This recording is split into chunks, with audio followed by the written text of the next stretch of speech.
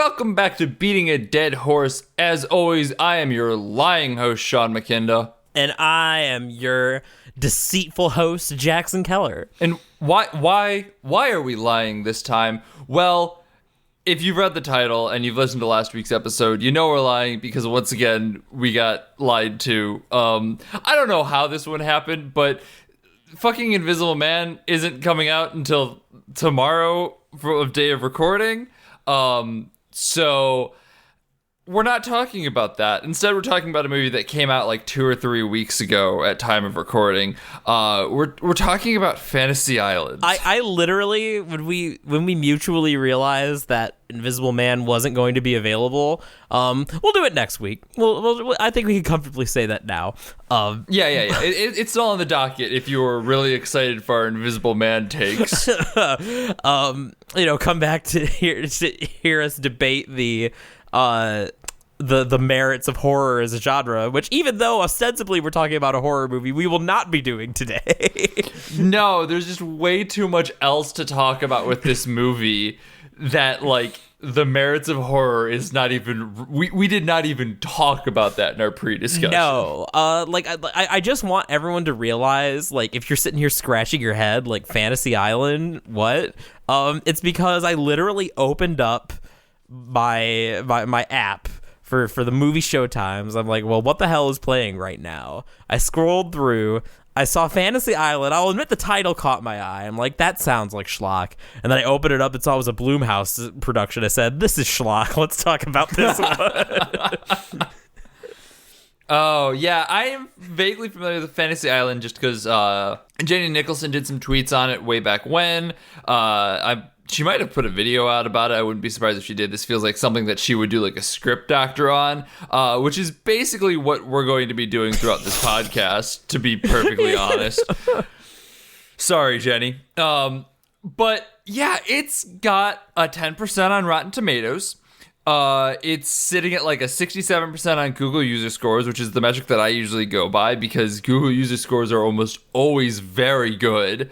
And to sit at 67% means that enough people were unhappy with it and still felt the need to write it up in Google. So, yikes. Yeah, because I feel like 10% Rotten Tomatoes, I feel like this is one of those cases that's a little misleading. Like, I feel like if you're not thinking about how Rotten Tomatoes works, that's just like an aggregate of like binary yes or no scores, like see this, don't see this, rotten or fresh.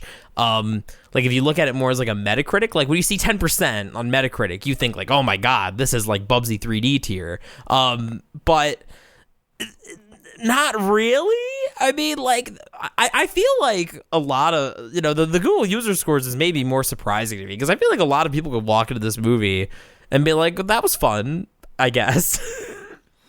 Potentially. I just think that like the final third is where it just gets into just complete utter fucking nonsense and we'll just lose everyone. And like it does go off the rails, that's true. And there's that whole recency effect where like that's the part that might stick in your brain a little bit more. So like the beginning of the movie where there's some interesting and good ideas is just like forget that shit. What the fuck happened in that last 15 minutes? Yeah, I suppose you're right. I think that like general audiences in particular, not that this is a this is not to be like a slam on like the public or whatever, but I feel like general audiences are particularly susceptible to like disliking a movie for its ending for exactly the reason that you've just said. Like I feel like if you ask Granted, that's coming from two people who, at least on my end, really did not like The Good Liar because of its ending. True. Good Liar wasn't a special case. Oh, entirely. I'm just listen, Jackson. I'm ingratiating us to the everyman. You understand? Well, no, I mean, I was about to do the same because endings are important. I've definitely like had my opinion on a thing at least slightly soured because the ending was bad, even if I really liked the rest.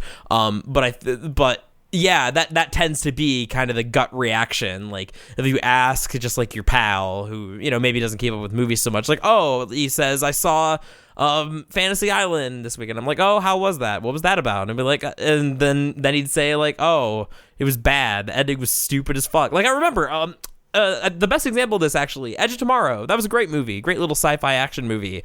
I still haven't seen it, and I still really, really need to. It's got like a critical darling thing. Like there's a lot, like there's a big groundswell for it. Yeah, I think you would like it.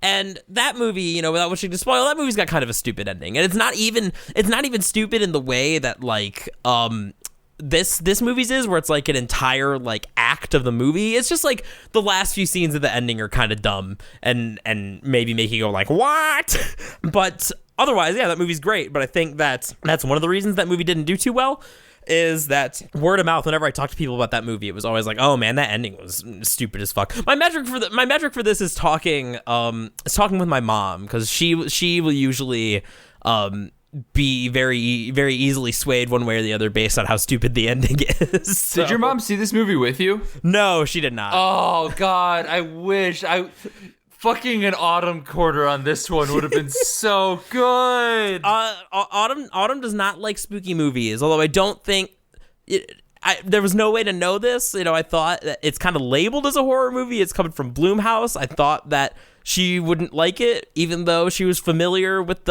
she called Fantasy Island her babysitting show back in the day, because this is, you know, for like a series from the 70s.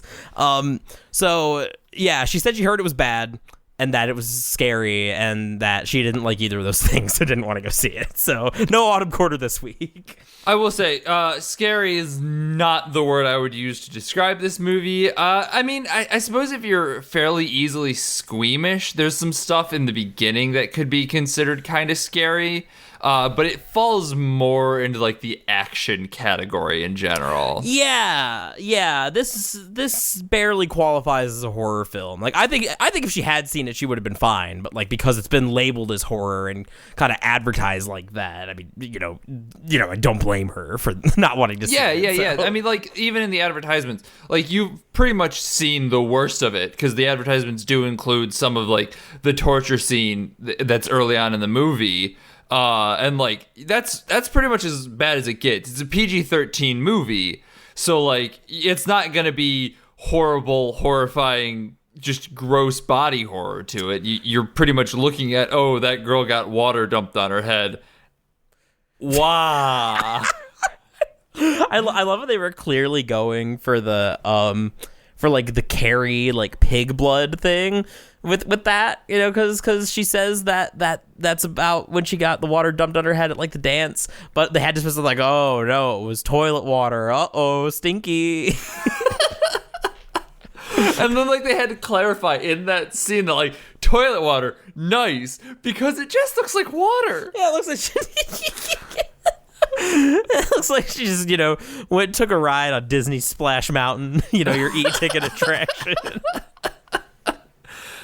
Oh, so I mean, like, I guess that leaves us on the question of like, did we like it or not? Because like, this is something that like I think we both have wrestled with, kind of even leading into this, because we've danced around it. We're 8 minutes in. Normally at this point, one of us would have been like, this movie sucks or this movie rules or something. Yeah, but there's not a clear answer to it. This one's a little tough. I mean, I like. If you were asking me for a hard like yes or no recommendation, I would really struggle with that one, I think, because I think I overall kind of enjoyed it. Like it was stupid, but I wasn't bored. It's really going to be on a person by person basis. I think it is. If you came to me and said, "Should I watch this?" I'd be like, "Who are you? What do you like? Would you enjoy this?" Because yes, I enjoyed it as well. I had a good time watching it. I wouldn't recommend it to most people, though. It doesn't really fall in that so bad it's good camp territory. No. There's just a lot of kind of weird stuff that happens in it. And I think, like, if you're the type of person that just watches a bunch of movies and just kind of, like, enjoys the act of being in a theater and, like, enjoys kind of just, like, seeing what people come up with, you'll probably get some enjoyment out of it. If you're the type of person that likes sitting down and picking apart scripts and being like, what the fuck were you guys doing here, you'll enjoy it. But like I think as far as general audiences go, I can't really imagine much enjoyment to be had from it. This kind of actually goes with one of my broader, more like spoilery points, and that I think this would be an excellent movie to like discuss and pick apart in a screenwriting 101 class for several reasons. I was walking out of the theater thinking I kind of want to write an article about this movie because there's just so much to kind of pick apart and talk about. Yeah. And you know what? Like, if this is the sort of movie, like, if this had been, I kind of wonder if this had been like direct to Netflix, if people would have enjoyed it more. If this was like a Netflix and chill movie, you know? I mean, it really does kind of feel like one, doesn't it? Yeah. Like, it's got nice little sectioned off parts where you can take a break from watching and come back to, and like things kind of happen and change. Like there's some Bird Box vibes to it. Yeah, right. So yeah, I mean, I think you're right. I don't think I would, if, you know, General Joe Schmo came up to me and said, hey, is Fantasy Island of all things worth my time? I mean, I to be fair, I don't think anyone will ask that, mostly because I think no one remembers Fantasy Island came out, and it came out 2 weeks ago. I keep forgetting. I'm having a real, like, maybe it's because you planted the seed in my mind with the fact that the director of Invisible Man was the director of Upgrade, but I swear I'm having some title dementia with this one again. Like, I keep forgetting what it's called. Like Fantastic Fantasy Island, like Danganronpa 2 Island, like Fantasy Island, Goodbye Despair. Yeah. Final Fantasy Island. Final Fantasy Island, Advent Children. Oh God. Final Fantasy Island, Spirits Within. All right, we're done with this bit.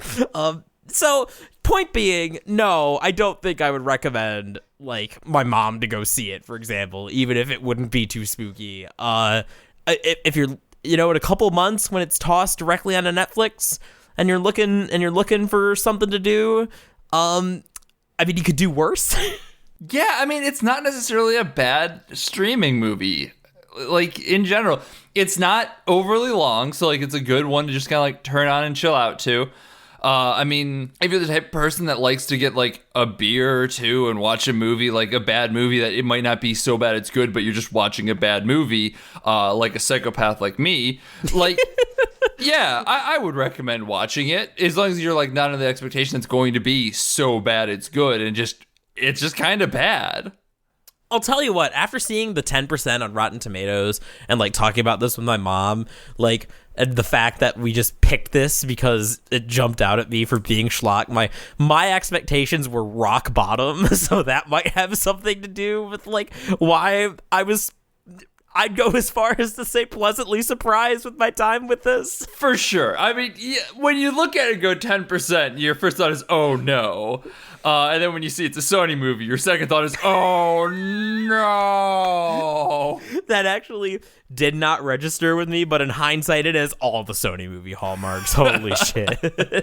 But like, I had my expectations fairly low. And so for the first 75% of the movie, I was racking my brain trying to figure out what the fuck we could possibly talk about with this movie.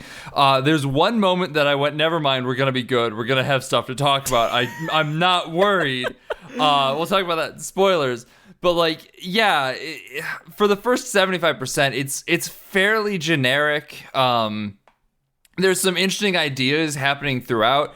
And I think that's kind of a good segue into talking about our pre-spoiler analysis of the movie, in that this is a movie that has a surprising number of pretty decent ideas. And like, there's some clever stuff that they do with it, and there's some unique ideas and visuals, and there's some good stuff to be here. But they took all of that and then put it in one pot, and then threw that pot at a wall, and just kind of like... yeah, that looks good enough for me. So let's get into kind of the screenwriting 101 stuff, because I think this, when we talk about the beginning being kind of generic, I think that it'd be good to touch on exactly why, because I think that, again, if we're talking about like screenwriting 101, this is a really good example for like what goes wrong, what we mean when we say that something is cliche or like unexciting. And this is stuff that I'm pretty comfortable talking about. I got my master's in fine arts and creative writing. I'm officially the college teacher. This is your Freemo lesson. You don't have to pay a dime for this one, boys. So one of the earliest things when you're starting off writing stories is that you have to figure out what your characters want. Every story needs to have characters, and in order to drive the story forward, they need to take actions based on some sort of desire. Like, this is why if you can't figure out what your protagonist wants, they're just going to be kind of, mucking around, like hanging out in the background, getting guided by outside forces, and it'll feel like the movie is directionless. Really boring stuff. So what Fantasy Island, I think, as both a blessing and a curse, does is that it centers its entire premise on want, in that it is going to take a bunch of characters, going to introduce this little group, and the conflict and the whole setup of the story is going to be, what is it that these people want so badly they're going to go to some stupid mystic island with Michael Pena running the show. And that's kind of dangerous ground, because when you kind of strip away everything else, you are left pretty much solely with how interesting your characters are and how much complexity you're going to wrangle out of each of those desires, because you're seeing them play out very literally. And in a character-driven story with really strong characters, this can be very satisfying.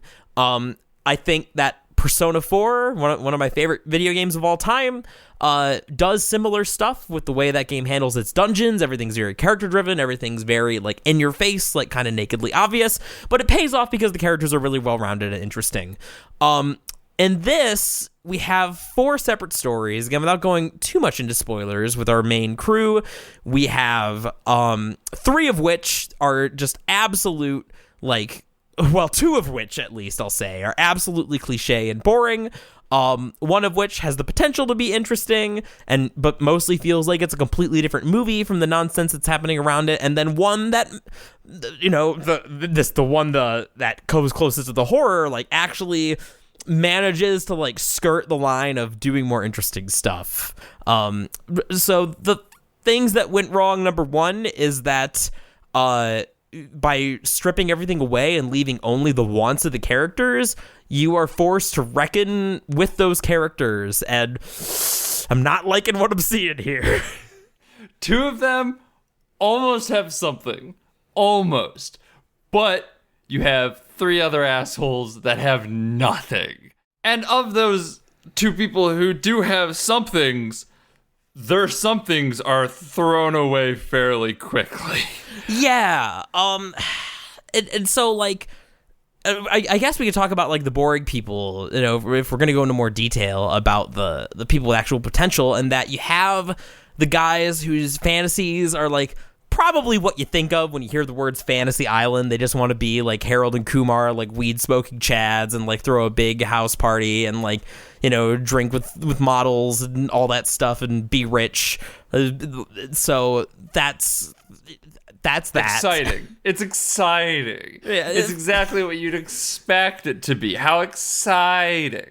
The fact that it's exactly what you'd expect, already a big mark against a movie where you're kind of banking on, because you're stripping so much away, you're banking on them doing something interesting. But because they go exactly where you think they're going, big strike 1. Mm-hmm. So strike 2 is that we have tortured police officer boy. He wants to play soldier. He wants to be a soldier and reconnect with his dead daddy.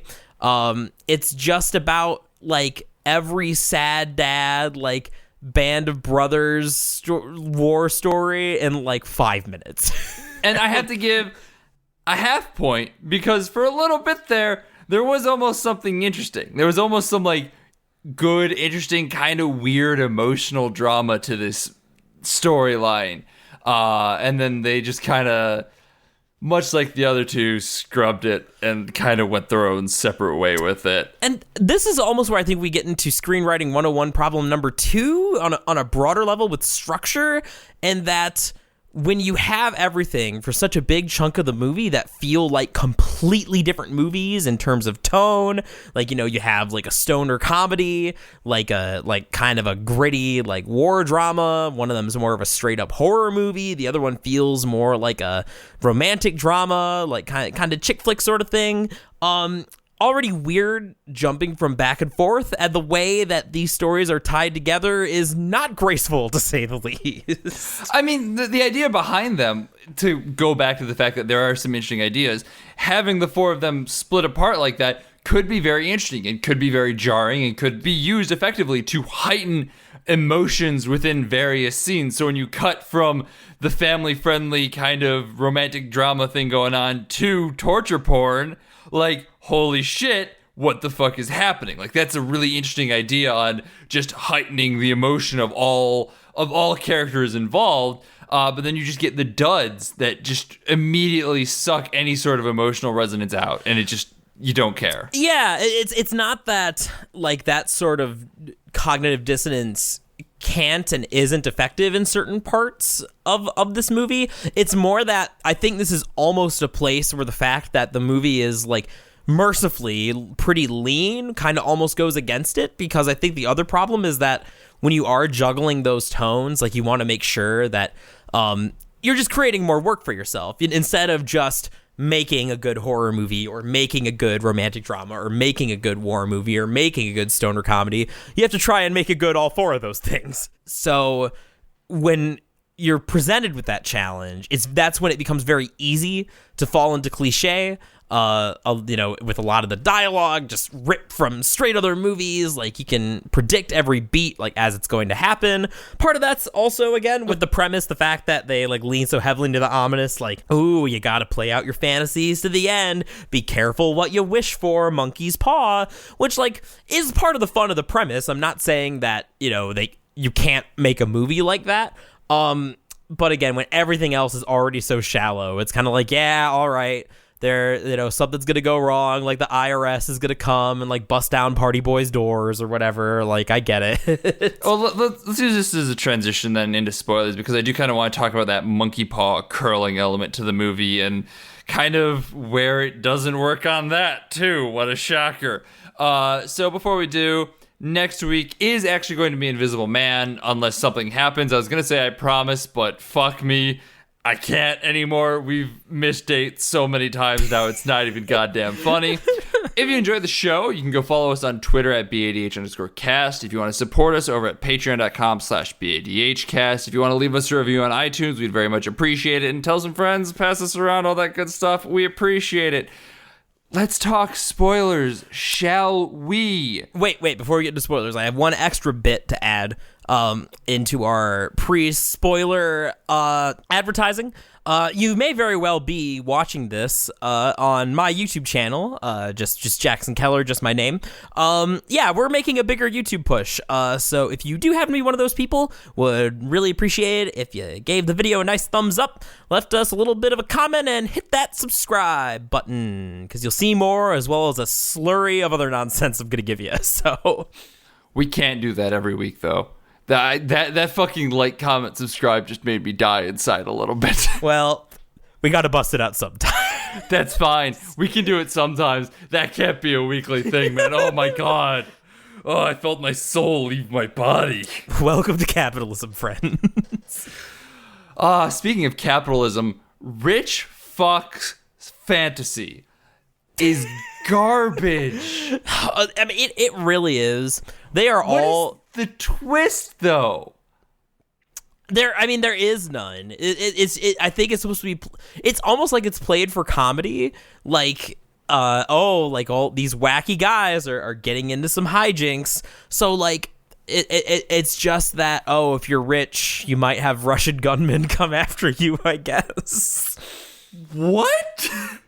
Like, I just don't understand how that's any sort of monkey's paw thing. Because, like, there's always, like, an ironic twist to it or something like that. This isn't ironic. This is just Russian gunmen coming after them. Well, it's almost... it's another thing the movie does that maybe in the hands of a more capable writer could be almost clever, like a no ethical consumption under capitalism, like all labor is exploitative. Because like when they call I don't even remember the character's name. When they call Michael Pena and they're like, yo fam, like end the fantasy, like, and he was like, hey, you said you wanted all that money, didn't say how you got it, like that. You could maybe do something with that and have we got all this money from like organized crime and the Russian mob, like in some sort of commentary there that maybe they are barely reaching for, but not really. And then we got to move on to more dumb stoner comedy shit. So yeah, it's utter nonsense. And like, there is an argument to be made that like, because, and here's the big twist, it's all part of Melanie's fantasy to kill everyone else on the island. Wow. Like, you can make the argument that like, that's the irony isn't there because it's part of her fantasy and doesn't really come into play there. But like, there's irony to the other ones. There's irony to the other ones, and just on like a meta level, like that's part of the fun of a premise like this. Like you want to kind of live in that like, ooh, like monkey's paw, like little twists. I guess we haven't really talked about what Melanie's like original stated desire is, because it's the most like interesting out of all of them. Yeah, and like it's also the most horror related and successful at being horror related. Melanie wants to get revenge on a high school bully, and so they kidnap the high school bully and torture her. Like, they physically torture her, and it's mortifying. And it's this question of like, how far will this person go? Very kind of Stanford prison experiment, or like, the other psychological experiments of like, you have permission to do what you want, will you go this far? It's fascinating. And like, from the situational irony of the audience knowing that that's actually a person and not just like the hologram that she thinks it is, there's a lot of tension underlying it, and that it almost becomes very successful as a horror thing. Yeah, and that her character, like it's a pretty convincing performance, as we find out it is in universe even a performance. Like, this is some real stupid like 5D chess shit. So like, she decides to record herself torturing her, knowing full well that she's a real person because she's the mastermind behind all of this. And it seems really convincing. She's like, ooh, like, what are all these toys we can play? Like, oh, wow, like those holograms. Like, yeah, that's super convincing. And like, you do as the audience, like, fair credit to the filmmakers, like, you do buy it. That like, that's part of what makes the scene effective, is that there is theoretically that dissonance there. Once you find out that she's been masterminding this all along and like purposefully let her free and like recorded this video and like was playing this 5D chess sort of thing. I mean, it's astounding, like a Dragon Ball villain level of hubris to do this, like to gather everyone and like explain your master plan. Like, she becomes such a cartoon character. It's unbelievable. Even when I think like as an actress, like, and as like a character, she was the most interesting out of everybody. And once again, going back to the idea that there's like something interesting in almost everything that they're doing, even in this stupid 5D chess thing that they pull here, there's an underlying element of like, well, she's the only person that doesn't have a black goo monster as her fantasy. There's theoretically a way you could have picked out that Sloane wasn't part of her fantasy in that way. Like, there's theoretically foreshadowing within there, but it just comes across as so fucking stupid that it loses all sense of cleverness. Yeah, well, because that raises its own question of if she is, if her real desire is to like get this revenge, like why does she need the island to do that then? Like, can't she just lock them all in a room like Jigsaw style? And set a fire. That feels like a very good irony thing to it. Yeah, exactly. Like, why do we need to get like Michael Pena to play like Monokuma by way of Hugh Hefner? Like, why are we doing this? I mean, well, let's kind of talk about some of the other characters too, because we've talked about Soldier, we've talked about Melanie, and like, I think I want to talk about specifically Gwen, Maggie Q's character, and how her kind of drama, psychological family drama thing was almost good. And then we will end this by nitpicking the ending, but like, it's warranted. Yeah, for sure. I mean, this movie's dumb. So I mean, that's the other person that we mentioned that has like a very interesting idea to it is Gwen, who wants to go back to the time that she turned down her would-be fiance and say yes at that point, get married and have children. And there's a lot of her struggling with the fact that she has all of a sudden had 5 years of memories implanted within her and now remembers that she has this husband and child, and like the conflict of knowing that they're not actually hers and not actually part of her life is fascinating and kind of harrowing despite the movie it's in. Gwen sections were the first parts where I started thinking like you could make this its own movie and make it really effective, and in fact I'm sure that somebody has. Like it's a simple idea, but it's one that's got a lot of emotional resonance, and they really do, like you say, touch on some interesting stuff. That like monkey's paw twist, that it's not so obnoxious as like, ooh, like she wanted a child and the child turned out to be like a school shooter, bro. Like, isn't that crazy? Like nothing stupid like that.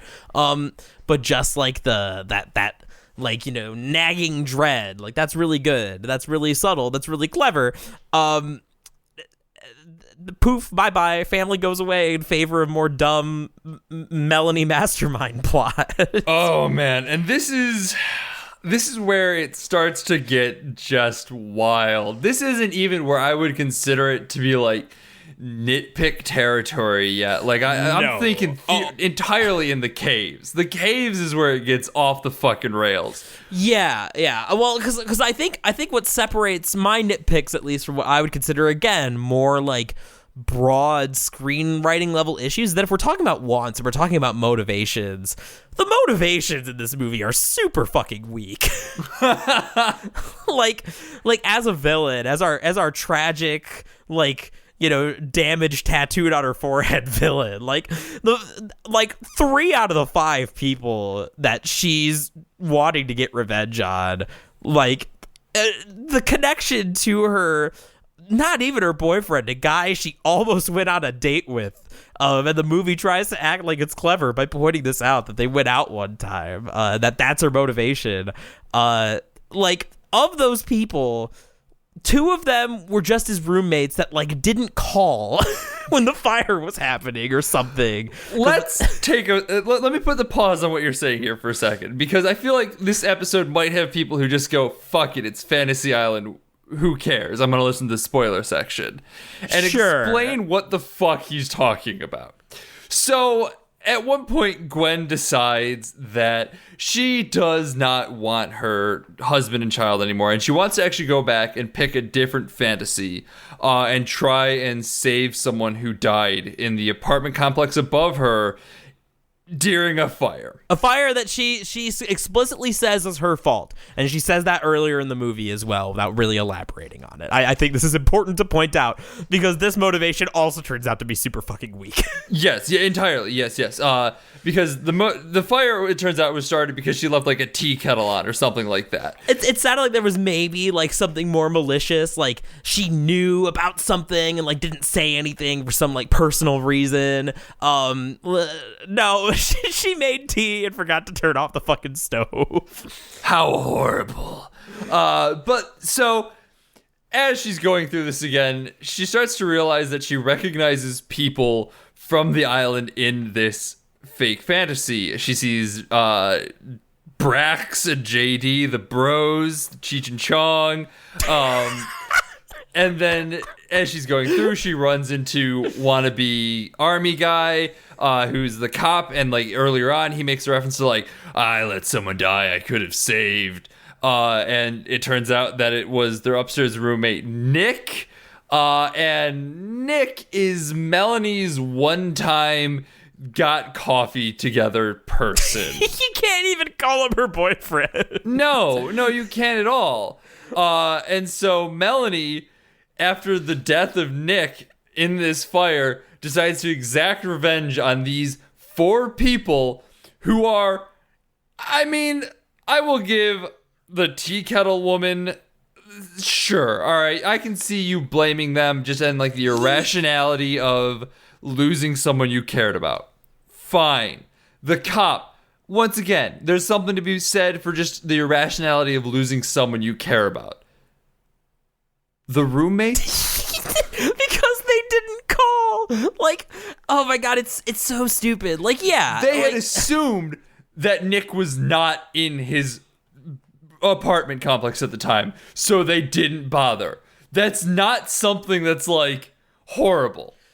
Like, that's not something that's worth fantasy islanding them for.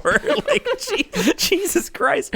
I mean, they end up getting chased by like black goo men. You know, one of them almost gets their hand cut off. One of them dies and only gets resurrected through what turns out to be a stupid reference to the 70s show that nobody's gonna get. I definitely did not understand it until we were reading Wikipedia articles. Exactly. Like, I thought it was just a dumb bit that they brought back at the end. So I mean, that's the context that you need to have if you've not watched the movie, and I don't blame you if you haven't. Yeah, so as you can see, it's pretty weak sauce motivations all around.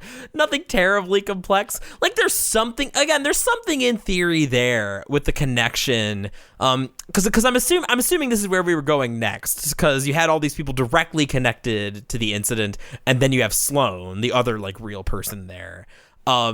And so, like, well, why, like, Sloane doesn't really fit in here. So there's something to be said if Melanie was less of a poorly written character, for like her grand like Frieza speech about. Oh, we should explain why Sloane's there. Oh yeah, go for it. So Sloane is there because she was her high school bully. Yeah, and this is the real high school bully, which again, like, maybe could be considered foreshadowing, because everyone else, like the husband and the child and military daddy and the Russians, they're all made out of black goo Fantasy Island material. There's also like a nemesis doctor that chases them around. I believe his name was Dr. Torture. Dr. Torture. Oh my god.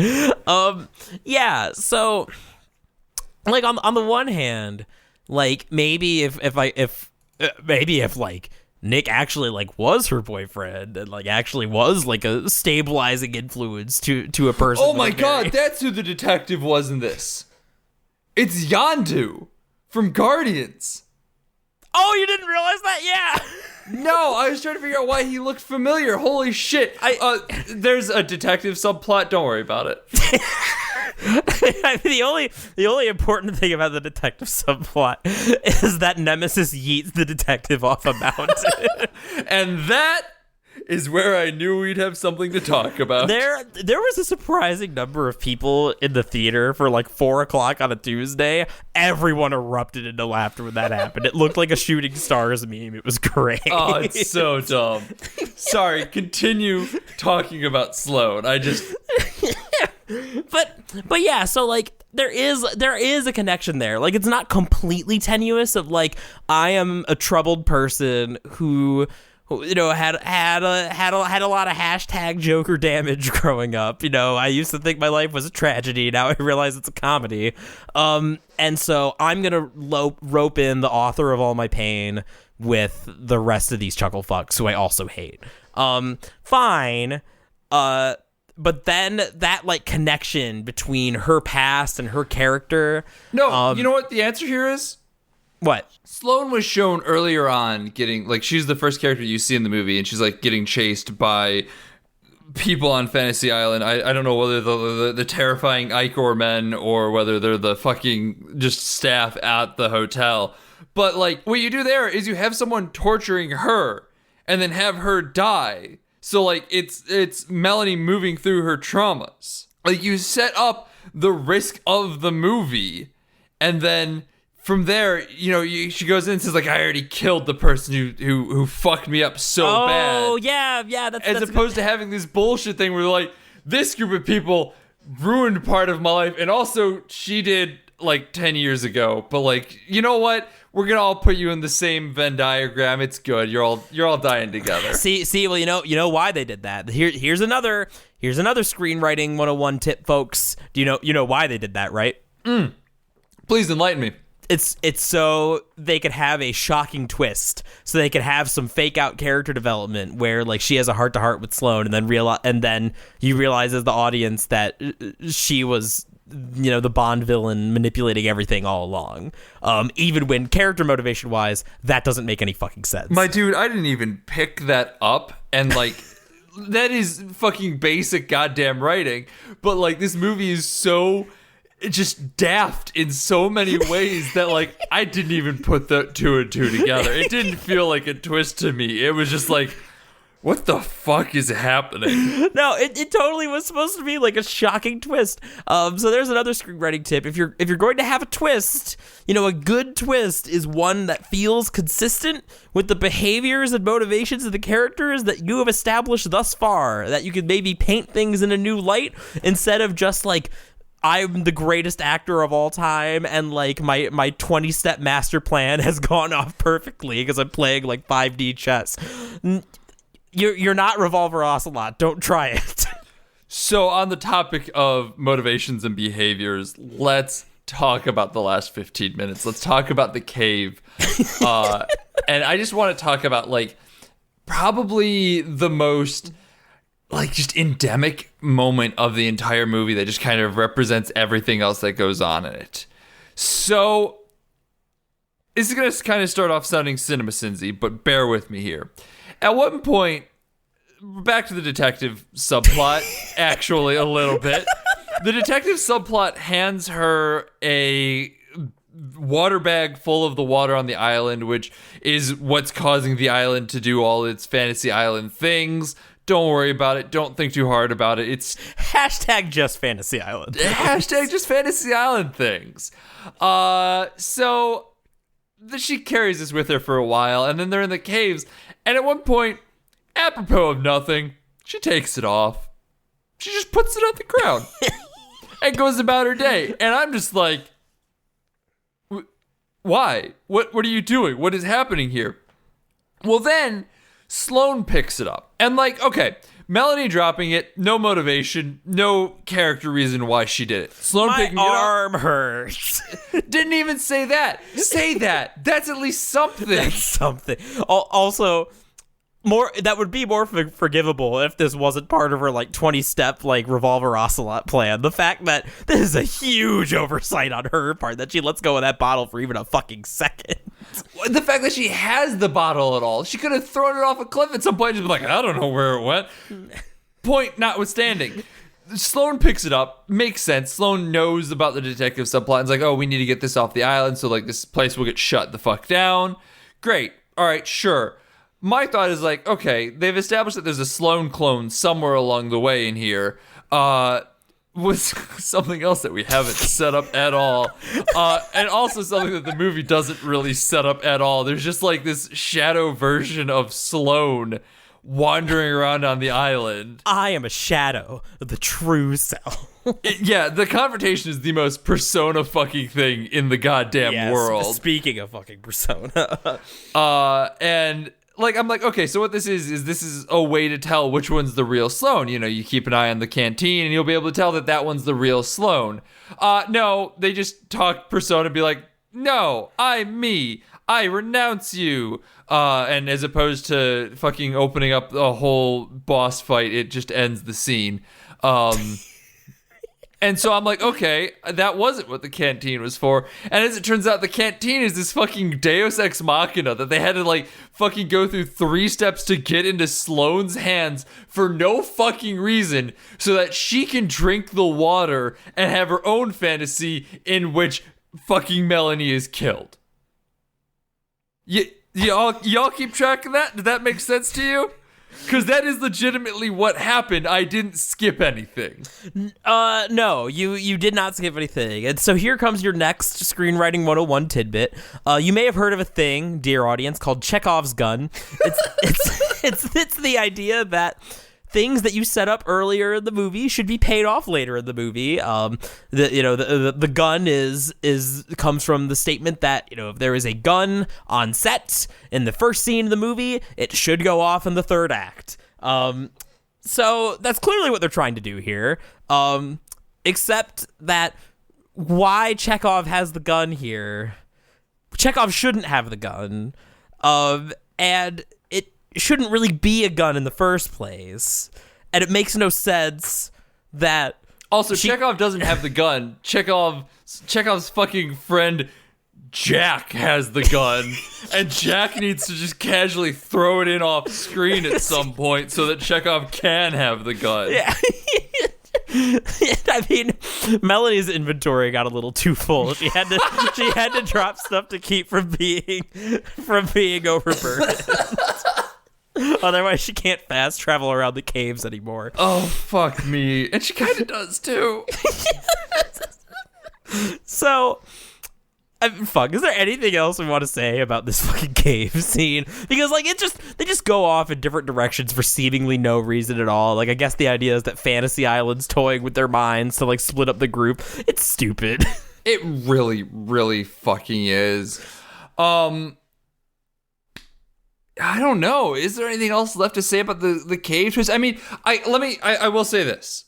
So, at the end of this whole cave nonsense, they end up in the central room where there's this stone and the water that somehow does the Fantasy Island thing. Hashtag just Fantasy Island things. And it looks like the Master Emerald, by the way. It does. Yeah. No, it's stupid. Sloane drinks the water and they're like, oh, what's your deepest wish? And she's like, my deepest wish is that you're with Nick forever. And then the burned Nick body that has been looming in the background, inexplicably, honestly, why has Nick been in the background? We can't talk about that. That's a whole nother thing. Well, I mean, that's another big problem in the movie is that it feels like, to me, this feels like Jason Blum over at Blumhouse chomping on his cigar and going, we make all movies here. We gotta have more horror elements in this movie. Put in a spooky burn man in the scenes. That's also kind of what I feel like is going on with Shadow Sloane as well. Like, they just need to have a creepy girl crawl on the wall at some point because it's a Blumhouse movie. I did forget that she did fucking train spotting up the wall at one point there. So...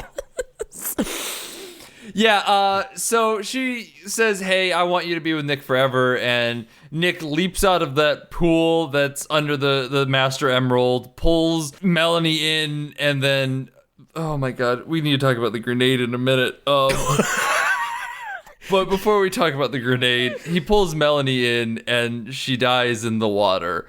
The fact that Sloane's wish is for Melanie to die with this fucking stupid one-liner is nothing. Like, the fact that overpowers her desire to, like, get back with her husband after everything else that has gone wrong. And she's like, no, I want you to die at Nick's hands. Like, there's this level of irony to it that is just nonsensical in this moment.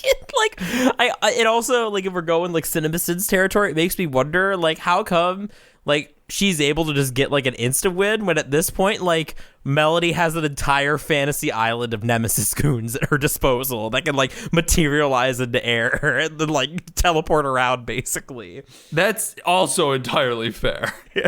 No, it's dumb. You know what else is dumb? The grenade. I actually forgot about the grenade, but we gotta go over this first. Yeah, it's the grenade. So, the fucking grenade. They've been setting up this whole thing that fucking cop army dude's daddy, Captain America, had a grenade at one point. And by that I mean he threw his body on a grenade and blew himself up to save his soldiers. Obviously a heroic act. Obviously, I'm not here to make fun of that. What I'm here to make fun of is the fact that Cop Army dude did the exact same thing, and that is just like the dumbest fucking screenwriting contrivance I've ever seen in my goddamn life. It's poetry. It rhymes, like Joestar Legacy going on thing. There's your bingo, folks. I made references to all three at some point in this episode. So, like, he throws the grenade, and, you have to have that, it's poetry, it rhymes, like father, like son, whatever dumb, hackneyed, trite, cliche bullshit. The thing that makes the grenade extra hilarious is that it's like a clown car, like, prop. Like, there's a whole, like, action scene revolving around Baxter. What the fuck's his name? Brax. Like the character from Space Goes Coast to Coast.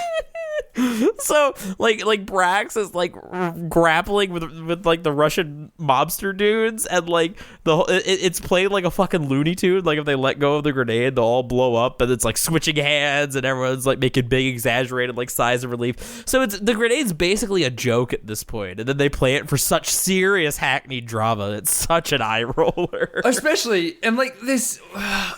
The grenade at one point gets thrown into this pool where Melanie drowns, which means it's a deep pool. Like, she gets pulled fully under, and like it has its pin in it when she gets pulled under.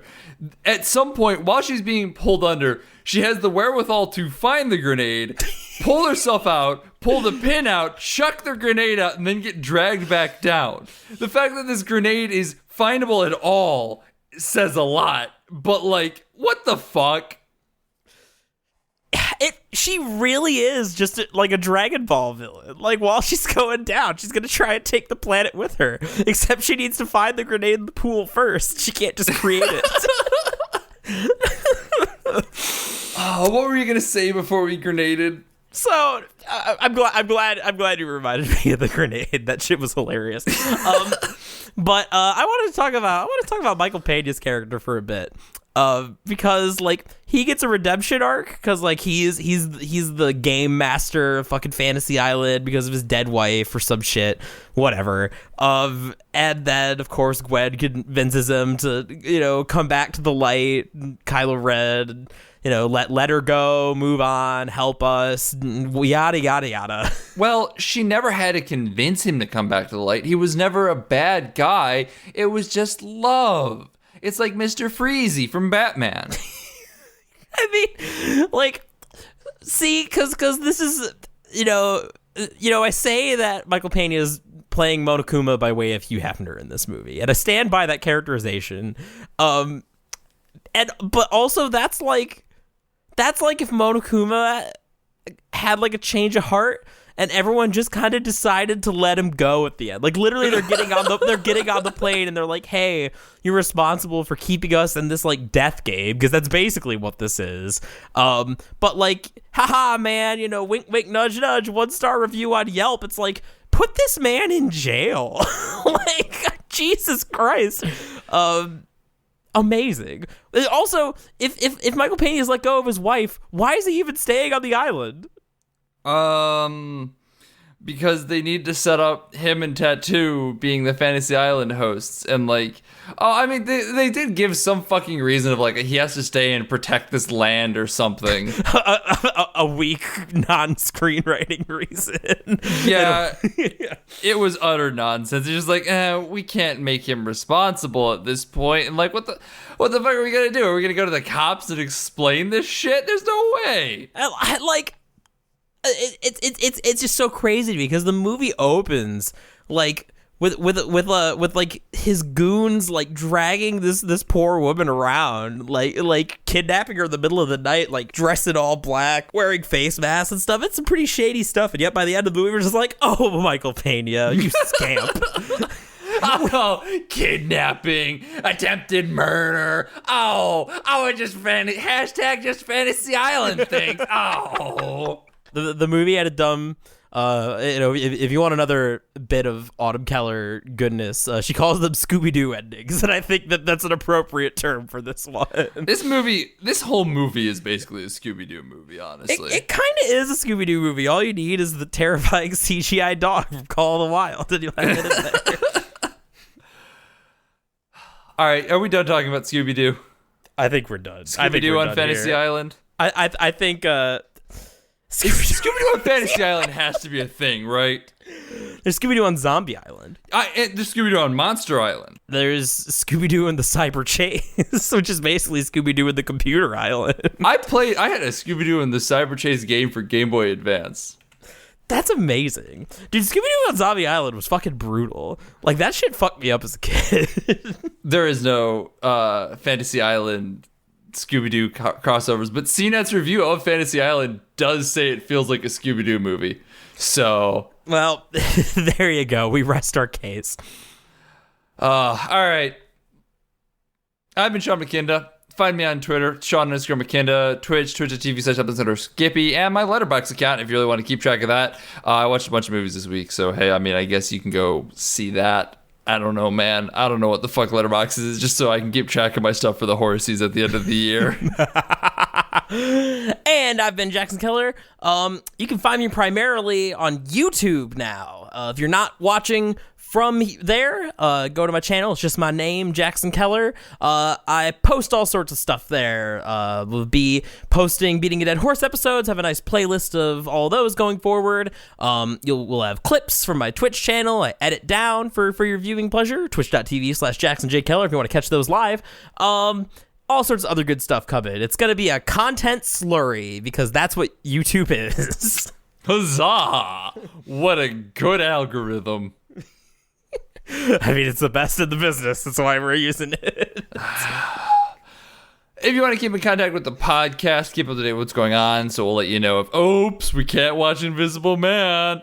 You can do so by following us at BADH_cast on Twitter. If you've enjoyed the show and are like, you know what? I like this and I want to give these people money. You can do so over at patreon.com/BADHcast. At $1 a month, you get access to our Discord, which gives you pretty much direct access to yelling at the two of us for spending an hour talking about Fantasy Island, and I would not blame you for that. At $5 a month, you get access to all of our past bonus episodes. We've got a bunch of them out there now, and they're all really fucking good. So go listen to those if you are in our $5 tier. $10 a month gets you access to everything you've heard before. Plus, you can request bonus episodes. So if you've got something you really want us to watch, like Barbie Horse Adventure, we will do that. Please don't request that, but we will. You also get a little something something. Thank you so much to our glorious stallions. Thank you so much, Travis, Julia, Mom, Aunt Summer. Y'all are great. Y'all... money. Also, thanks to Lords of the Highway for the use of our theme song. It is Suicide, alternate take off the album High Octane, Low Expectations. They're a wonderful band. You should go check them out wherever you can. If you got to stream them, if you can buy their albums, if you can go see them live, go do that. They're a great live band too. Also, thanks to 25yearslatersite.com. You got a little button of us down in the corner that you can go click on. But before you click on that button, what you should really, really do is you should see what else is happening on that website. They've got a bunch of really talented writers doing a bunch of really talented writing stuff. They've got movies, TV shows, music, wrestling, video games, reviews, news, interviews, all that good stuff. Please. Oof. That was a crack. Go support them however you can. They're wonderful, wonderful people. Next week, theoretically, we're talking about Invisible Man. If it's not there, it's because we turned it invisible. Bye.